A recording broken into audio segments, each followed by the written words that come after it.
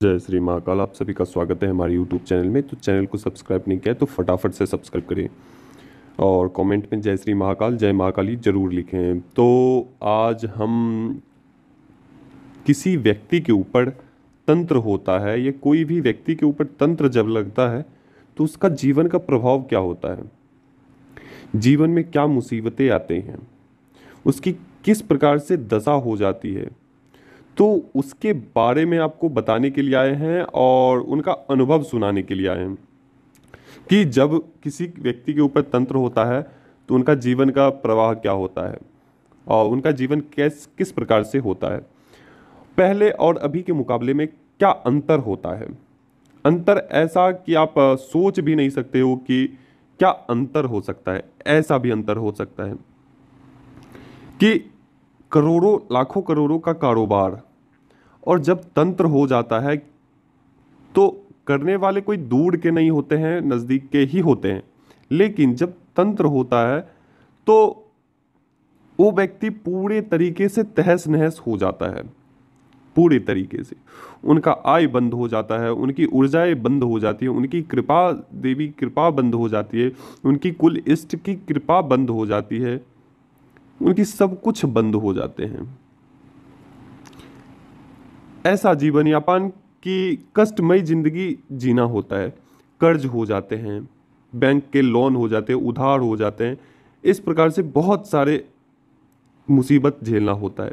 उनके काम जो काम चल रहे थे, लाखों करोड़ों में चल रहे थे, वो बंद हो जाते हैं। तो तंत्र ये होता है। और तंत्र करने के बाद उस व्यक्ति का जीवन किस प्रकार से होता है, बहुत दयनीय कष्टमय जीवन जीता है वो व्यक्ति जब तगड़ा तंत्र होता है। फिर सामान्य तंत्र शरीर को स्पर्श नहीं करते हैं, कुछ हानि देकर वो किनारे हो जाते हैं।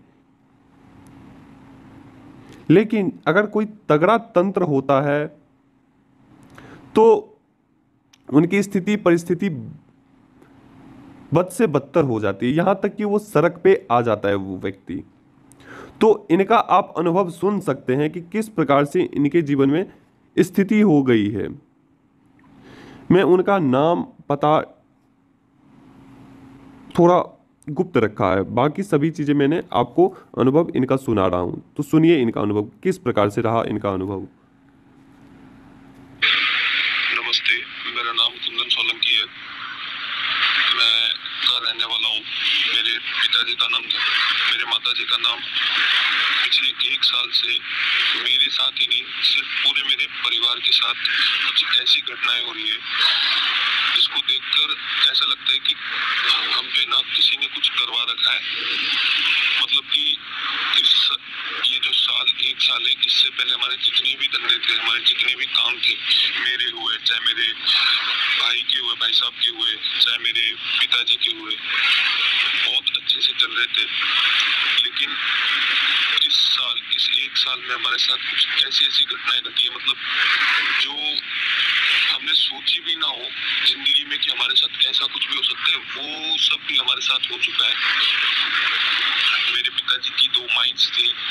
ब्यावर के निकट आने वाला एक गांव भीम बरात और एक भीनमाल कोट कास्ट था। वो 2 माइंस इस साल मेरे पिताजी की बिक चुकी है। मेरे पिताजी के पास मेरे पिताजी का जो बिजनेस सोर्स था वो एकदम से ठप हो चुका है। इवन मैं रियल एस्टेट का काम करता हूँ। रियल एस्टेट में मेरे काफ़ी अच्छे नेटवर्क है, मेरे काफ़ी अच्छे क्लाइंट्स है, कस्टमर्स है। लेकिन आए दिन कोई भी सौदा आता है मेरे पास तो ना वो पूरा हो पाता है, ना वो हो पाता है, और ना ही वो मतलब आगे वाले कस्टमर जो होता है वो करवाता है डील, और ना ही वो होने देता है इस डील को। बस अटकाए रखता है कि आज करेंगे, कल करेंगे, आज करेंगे, कल करेंगे, और वो डील कभी होती नहीं है। हाल ही में आई एक डील, एक माइंस ब्लैक कोटड़ा स्टोन की, लगभग 15 बीघा माइंस है।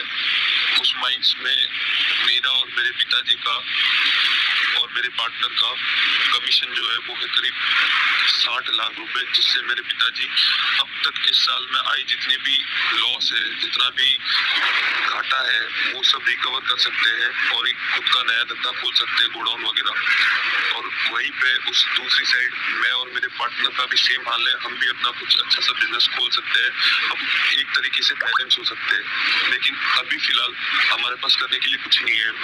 मतलब अभी तक हमारे घर पे हम जिन जिन के पास गए, जैसे हमारे घर पे कुछ कई 2-3 बार मौलवी भी आए हैं, लेकिन उनसे भी कोई फायदा पड़ा नहीं है। और हम हिंदू तांत्रिक और महाराज के पास भी गए हैं, लेकिन कोई फायदा नहीं पड़ा। इंस्टाग्राम, सोशल मीडिया के थ्रू भी काफी तांत्रिक हमसे जुड़े, लेकिन पैसे लेके बस उन्होंने हमारा नंबर बंद कर दिया। आज तक कोई काम हुआ नहीं हमारा।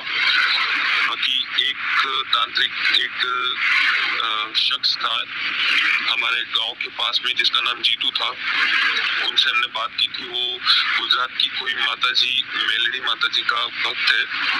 उन्होंने कुछ मतलब बिना कोई राशि लिए कुछ थोड़ा सा काम किया है, जिससे बस हमारा घर चल रहा है। लेकिन उनसे भी इतना हो नहीं पा रहा है जितना हम अपने धंधे को, हम अपने भविष्य को सुधार सके। बस अब आखिरी उम्मीद है। इसीलिए मैं पिछले 10 दिनों से आपसे संपर्क करने की कोशिश कर रहा हूँ। प्लीज आप मेरी मदद करिए।